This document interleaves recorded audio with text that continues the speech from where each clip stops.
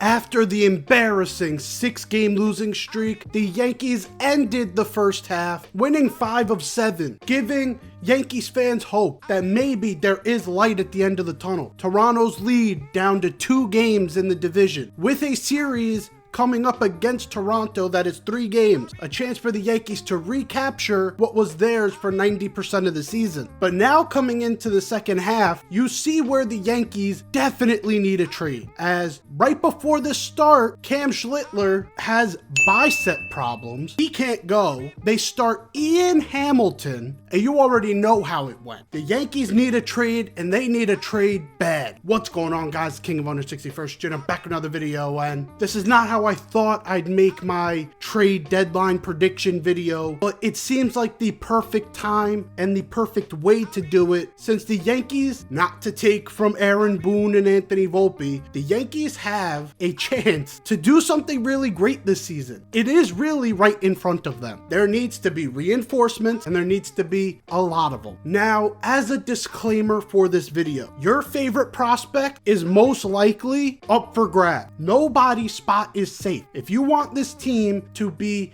a championship caliber team, no prospect is safe in the Yankee system. I know we love some of these guys. You think they're going to turn into some of the all-time greats. The problem is the Yankees have a season to get through in 2025, and this is how the trade deadline works. You know it's a good deal when both sides feel like they got screwed. So without further ado, let me tell you the trade target that I believe the Yankees will be going after, starting off with tier number 1. These are the best guys that could be on the market. There's no real outline of all the players that are available. There's no cheat sheet. There's nothing. Teams are posturing right now, so you can only predict what players could be available and what players could be prodded away from their teams if the price is right. So in my tier 1 of super unlikely Hail Marys, you've got Emmanuel Clase and Yohan Duran. Look, this bullpen is also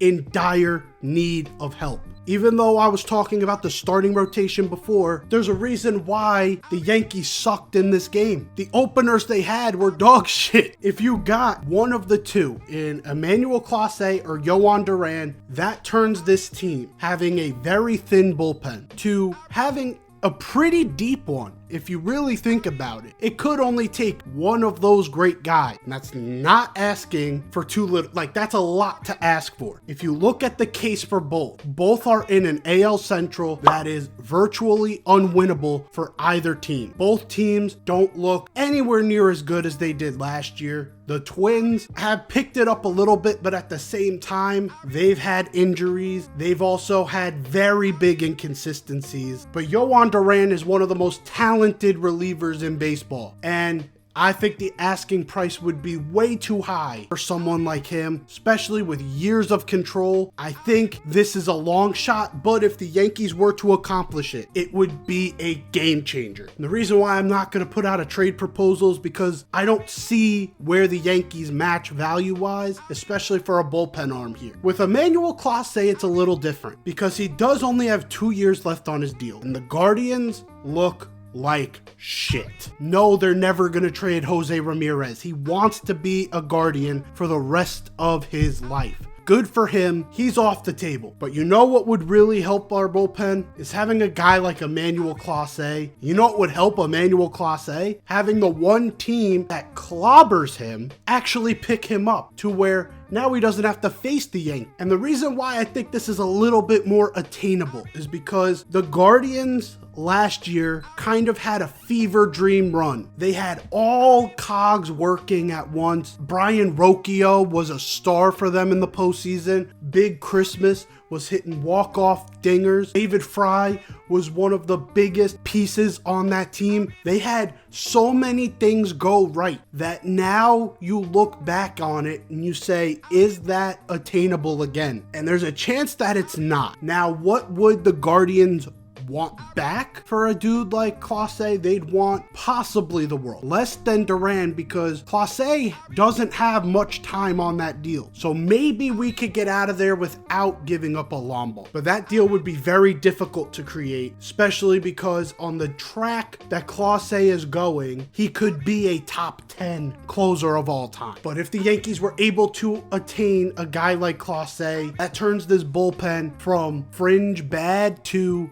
all of a sudden being one of the top 10 bullpens in baseball, because you slide everyone down. Luke Weaver, who has been terrible in big clutch game moment, now turns into a 6th, 7th inning guy. Devin Williams turns into an 8th inning guy, and Clase takes the 9th. That is a triple-headed monster that no one would want to face in the postseason. These guys are not easily obtainable. Now let's move on to the difficult but attainable of tier 1. That is Freddie Peralta, Ryan Helsley, Eugenio Suarez, and Felix Bautista. Now, Felix Bautista is a borderline first tier guy, just based off the fact that he is a Baltimore Oriole, and the Orioles probably don't want to deal in division for him unless the price is crazy. But Felix Bautista, coming off of injury this year, it's been a little up and down for him, but we know what he's like at his height. At his height, he is one of the most menacing closers in baseball. Maybe not to the tier of the first two guys that I named, but he is basically the tier 2 of that. And he would turn into probably the 8th inning guy on this list, not the 9th inning. But he would make this bullpen deep as well. And I think if we were to try and make a trade for him, it would have to include some prospects that maybe we wouldn't want to deal. So we'll leave that aside for now. Freddie Peralta and Eugenio Suarez are the interesting duo here, because both of them on the last year of their deal, this turns into a 2-month rental. 2-month rentals are cheaper than deals that have extensions on them, which means I think we get out of here without giving up a Lombard, Jones, or Schlittler. Everyone else is on the table for these guys. Freddie Peralta is having a great year for the Milwaukee Brewers. In terms of starting rotation help, he immediately comes in and becomes the number 3 starter. He probably kicks out Marcus Stroman, or he kicks out Cam Schlittler to the bullpen, which would in turn help make that bullpen even deeper, because Schlittler, with that 100-mile-an-hour fastball, with good break on his pitches, could work well in short inning spurt. He is a good starter, but if Schlittler can work as a bullpen piece, he might be super valuable there, especially this season where we have so many injuries in these spots. Freddie Peralta might be the perfect guy for the Yankees to go after, because Milwaukee would really be getting rid of him because they have too much depth. They have to get their guys like Logan Henderson into this rotation. They have all these guys on taxi squads because they don't have enough roster spots to put all their prospects on. And with Freddie on the last year of his deal, he seems like the perfect candidate for the Yankees to pound. And with Eugenio Suarez, we saw it even in the game last night. Jorbit Vivas is not good enough to be playing Major League Baseball in 2025. Oswald Peraza may not ever be ready to play Major League Baseball. These guys cannot be manning the hot corner for a Yankees postseason run. Eugenio Suarez is the type of hitter that is a game changer. Having a career year this year, is on the last year of his deal, so the Yankees would only be taking on 2 months of him, but they'd be taking on tremendous offensive potential. Now with that, I will say, if you looked at the All-Star game, you may not understand it because he was making plays there like he was Nolan Arenado in his prime. Eugenio Suarez in 2025, he has a -4 defensive run save and a -4 OAA, which are both huge defensive stats. Outs above average is more for the simple play, and defensive run save is more for how much range do you have and how much can you save a team from gaining runs. -4 in both is not good. And what that would signal to me is that the Yankees are just going to throw out everything they said coming into the year. Yes, they fixed the outfield defense with getting Cody Bellinger, with having Trent Grisham playing every day, and even that has been iffy. When it comes to infield defense, we moved Jazz off of third because he was better at second. We took DJ LeMahieu off of this team because he could not play defense or really hit, but mostly because his defense was not good enough to play a hot corner, and they needed that roster spot for someone who could really play that hot corner. Yes, Eugenio Suarez would offensively be a huge piece. You would also be sacrificing a lot of defense. And who knows, maybe when he comes here, he would be a fit like no other, and he would buy in defensively and it would turn into something great. I haven't seen it. In this tier, I would really love for the Yankees to get Freddie Peralta. Peralta seems like, to me, the guy to go after, especially if Schlittler, who, yes, is now confirmed to be pitching in the Toronto series, but if he will end up going down, the Yankees are going to need starting pitching help, and probably even with Cam Schlittler, need starting pitching. Freddie Peralta is that guy. And the reason why I'm not 100% on Eugenio Suarez is because when you look at tier 2, there's a name here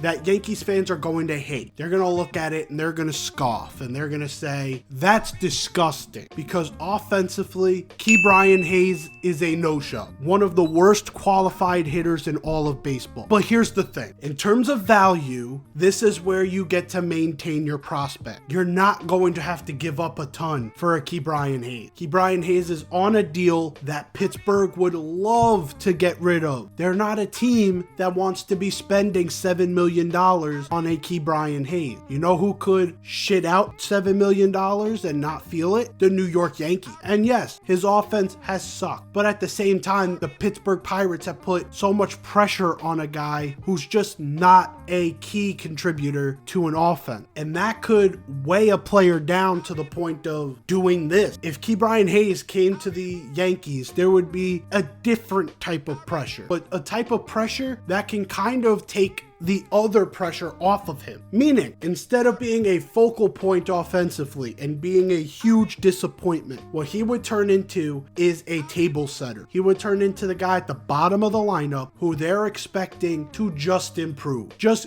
get better. Hit 240, 250, close to a 700 to 720 OPS. If he does that, basically the Oswaldo Cabrera. And the reason why that would still be valuable to the New York Yankees is because Ke'Bryan Hayes is still one of the top 3 defenders in baseball. And at third base, he might be number 1. That glove is nothing to joke about. And if you remember back to the postseason, what was one of the issues that we had? The Dodgers had it in their scouting report. Just put the ball in play, they'll throw it around and they'll let you get on base. With Ke'Bryan Hayes, that approach changes. He is fundamentally sound. He can make the plays. He is one of the best to do it. I know Yankees fans would look at that and be like, no way, no way, no way. We need offense. We need offense. We also need defense. And Ke'Bryan Hayes would be able to supply that. And I'm only interested in this deal if the Yankees see an avenue to him putting up Oswaldo Cabrera-esque number. If they don't see that type of swing change or type of change of scenery helping him, then that's a dead issue. But if they see that there's any of Ke'Bryan Hayes turning into Oswaldo Cabrera or a little better with that type of defense, he is worth that contract and then some. And at that cost, I'm willing to take that risk. Other guys in the tier 2 level that could really help this team, guys like Zach Gallen, Dennis Santana, IKF, Jake Bird, all these guys on losing teams, on teams that have already basically said, we're probably selling. For a guy like Zach Gallen, last year of his deal, he's been terrible this year. He's had a couple good starts as of recently, but overall, it has not been a good year for him. But he does have postseason experience, and he does have that potential to be in Cy Young talk like he was a few years back. That's a guy that I would be willing to take a chance on if I was the New York Yankees. Jake Bird, I don't know what his value is at this point. Being on Colorado, I don't know what Colorado's looking for in return. But if that price is even close to reasonable, Jake Bird would be an amazing fit in the middle of that bullpen. Dennis Santana, same exact thing, would be an awesome piece to put in the middle of that rotation. IKF, look, he's been here before. We know what he's about. The problem is he is a lot better than Peraza, and he is a lot better than Jordan Corbin Vivas. And if the Yankees cannot strike a deal to get an Eugenio Suarez or any other third baseman that they are talking to, IKF seems like an okay guy to just slot in there. He would be able to at least offensively similar numbers, or would be able to put up at least better numbers than Oswald Peraza. But anyways, guys, these are